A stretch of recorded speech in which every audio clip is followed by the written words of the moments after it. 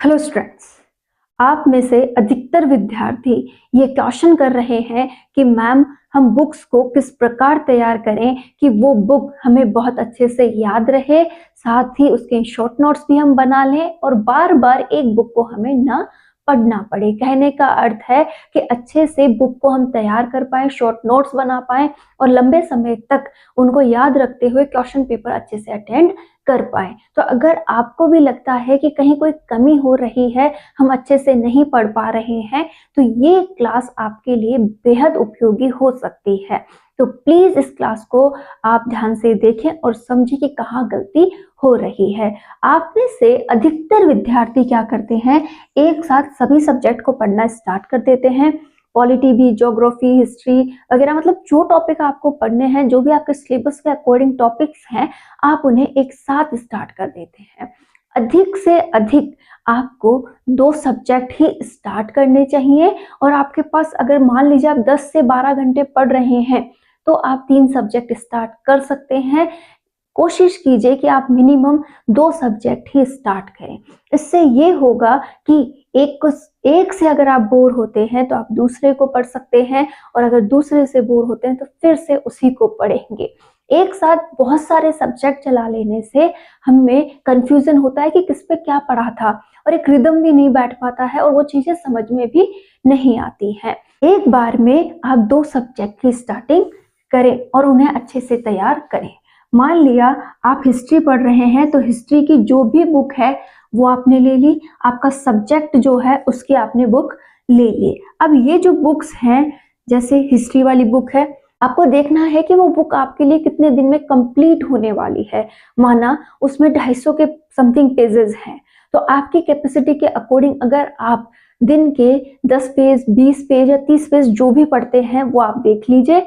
आपको स्टार्टिंग से क्या करना है, उस बुक की पूरी एनालिसिस करनी है कि इसके कौन कौन से टॉपिक मेरे सिलेबस में हैं, मुझे इसके कितने चैप्टर्स पढ़ने हैं और उन चैप्टर्स को आप क्या कर लीजिए, टिक मार्क कर लीजिए। ठीक है, सारी बुक नहीं पढ़नी होती है, हमें केवल वो बुक्स का पार्ट पढ़ना है जो हमारे सिलेबस में है।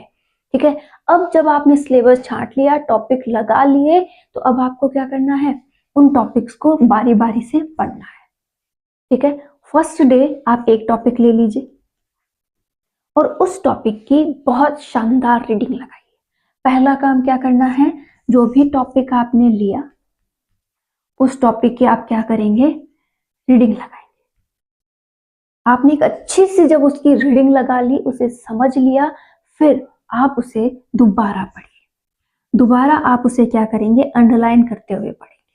और इस बार जो भी अंडरलाइंस आपने की है, अब बारी आती है उन्हें बार बार रिवाइज करने की।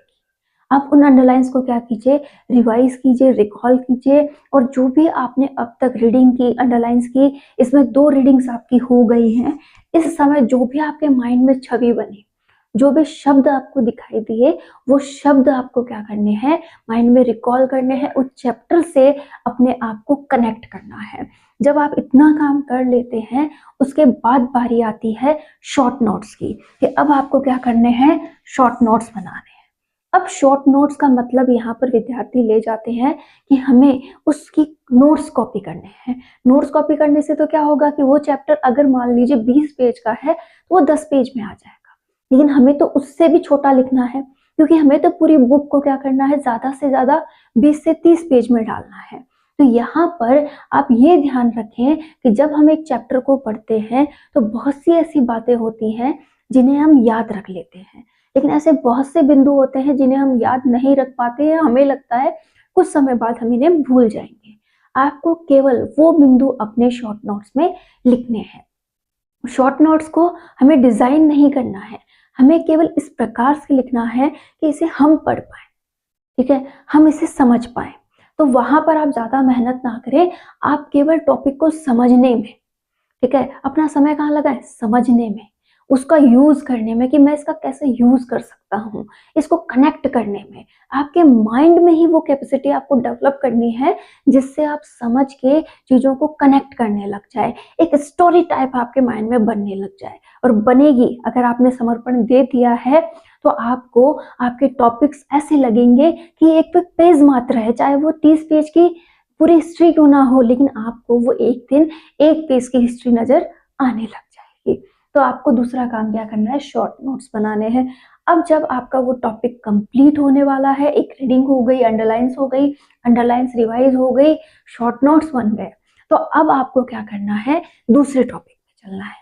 अब जैसे ही आप दूसरा टॉपिक लेंगे तो आप उस टॉपिक में भी सेम क्रिया करेंगे, रीडिंग करेंगे सबसे पहले, फिर अंडरलाइन करते हुए पढ़ेंगे, फिर अंडरलाइंस को क्या करेंगे, बार बार रिकॉलिंग करेंगे।